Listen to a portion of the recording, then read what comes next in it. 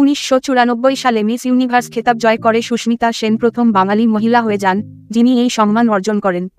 এটি ভারতীয় ইতিহাসে একটি গুরুত্বপূর্ণ মাইলফলক। সুস্মিতা সেন শুধুমাত্র সুন্দরী নায়িকা হিসেবেই নয়, বিভিন্ন ধরনের চরিত্রে অভিনয় করেছেন। তিনি দোস্তি, ফ্রেন্ডশিপ ইজ লাভ চলচ্চিত্রে একজন অসামান্য টিচার থেকে শুরু করে মাই-তে একজন শক্তিশালী পুলিশ অফিসারের ভূমিকাও পালন করেছেন। সুস্মিতা সেন দুই মেয়ে, রেনে এবং আলিজার একজন একক মা।